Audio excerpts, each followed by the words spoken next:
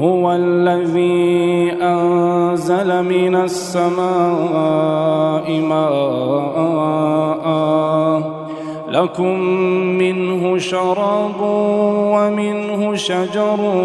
فيه تسيمون ينبت لكم به الزرع والزيتون والنخيل والأعناب ومن كل الثمرات إن في ذلك لآية لقوم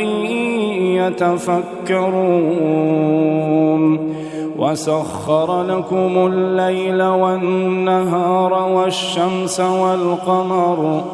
والنجوم مسخرات بأمره إن في ذلك لآيات لقوم يعقلون وما ذرأ لكم في الأرض مختلفا ألوانه إن في ذلك لآية لقوم يذكرون وهو الذي سخر البحر لتأكلوا منه لحما طريا وتستخرجوا منه حلية تلبسونها وترى الفلك مواخر فيه ولتبتغوا من فضله ولعلكم تشكرون وألقى في الأرض رواسي أن تميد بكم وأنهارا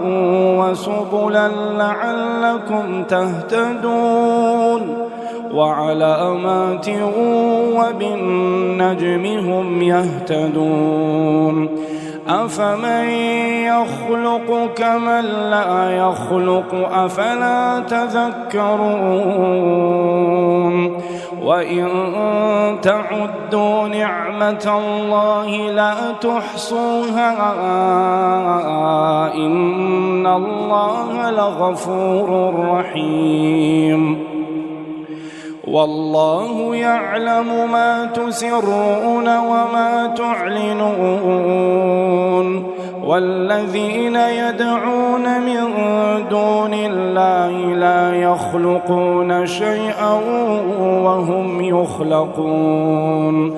أموات غير أحياء وما يشعرون أيان يبعثون